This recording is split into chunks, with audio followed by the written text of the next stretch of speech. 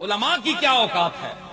یہ تو حضور سید الانبیاء کا کرم ہے، آپ کے دامان عالی سے وابستگی کا یہ ثمرہ ہے کہ آج ہم مولوی بیٹھے ہوئے کہاں جی ممبر رسول،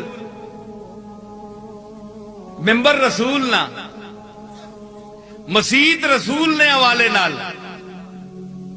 خطبہ رسول نے حوالے نال تے گلاں رسول نے خلاف، جڑی تنخواہ تو کھا رہے ہیں ممبر نہیں، محراب نہیں، مسجد نہیں، رسول اللہ نے صدقے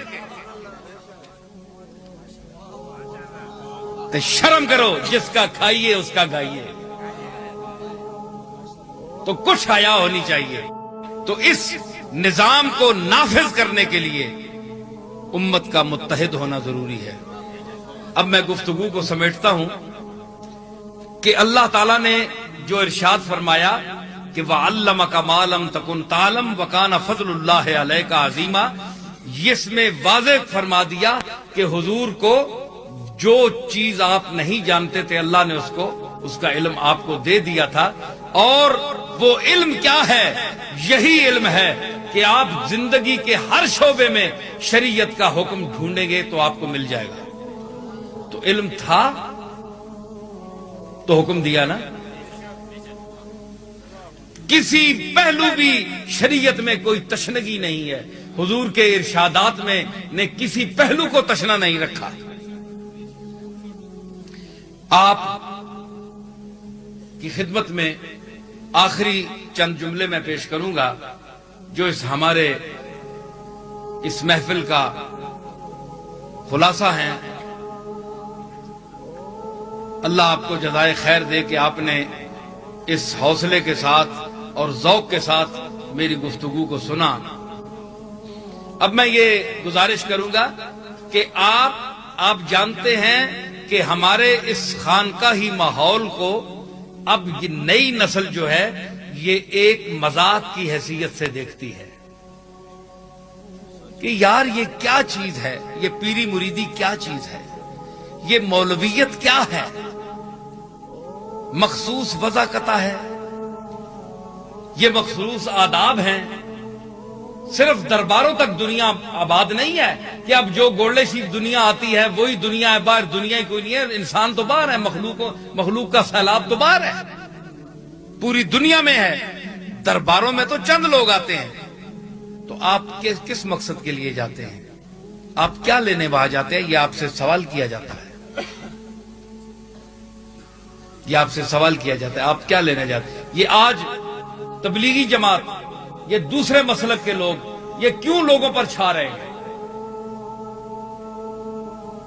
ہمارے باپ داداؤں کے جو مرید تھے، جو نسل در نسل مرید تھے، ان کی اولادیں اب بگڑ گئی ہیں۔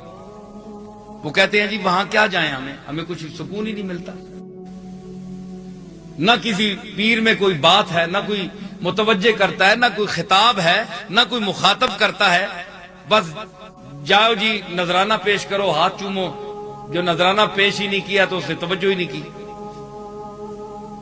یہی رونا ہے، ہم نے کیا کرنا ہے؟ صرف قوالیاں تو علاج نہیں ہے نا، میں بھی قوالی سنتا ہوں، میں کوئی قوالی کا منکر نہیں ہوں، میں تو ساز خود بجاتا ہوں، میں تو ایسا چشتی آپ لائیں کہ جو ساز خود بجاتا ہو، ایسا پیر لائیں، میں نام کا چشتی نہیں کام کا چشتی ہوں اللہ کے فضل سے۔ تو مجھے اس پر اعتراض نہیں ہے، میں یہ چاہتا ہوں کہ اس دور کا جو تقاضا ہے وہ کچھ اور ہے، صرف قوالیاں نہیں ہیں کہ آپ مجلس آراستہ کر لیں اور ایسے چند آدمیوں کو کھڑا کر دیں جن کی گفتگو میں کوئی تاثیر ہی نہیں۔ دیکھیں نا، میں یہ نہیں کہتا کہ میری گفتگو میں تاثیر ہے، لیکن میں نے اتنا میں عرض کروں گا کہ جو میرے سامعین ہیں، مخاطب ہیں، اب اتنی دیر سے یہ کھڑے ہیں، یہ سارے میرے باپ دادا کے مرید تو نہیں ہیں، تو کوئی اچھی رمق، اچھی گفتگو اس میں تھی ہے جو سب لوگ سن رہے ہیں۔ تو آج یہ جتنے دوسرے مسلک کے لوگ ہیں جنہیں آپ اور ہم سب وہ اعتراض بھی کرتے ہیں، اہل سنت والجماعت اپنا مخالف، تو آپ بتائیں کہ آپ کے یہ صالح ادارے جن کو آپ کے ہمارے بزرگوں نے اچھی نیتوں سے قائم کیا تھا، کیا آج اس میں وہ عمل ہو رہا ہے؟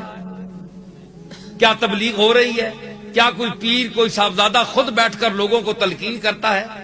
اے کدھر ونجو نا گوڑ لے اڈے تو لے ہو تے اگے تک وہ اڈا آسانہ بھی لگا ہے جی ہاں جی، اتھے بڑیاں بڑیاں ورائٹیاں تے بازار او وہی مال لگنا ہے جڑا گاہ کا پسند آوے۔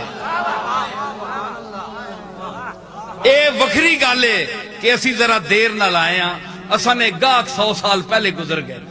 جو میں بیان کر رہے ہیں لوگ سننے والے ان کوئی نہیں رہے۔ امید سے کم چشم خریدار میں آئے۔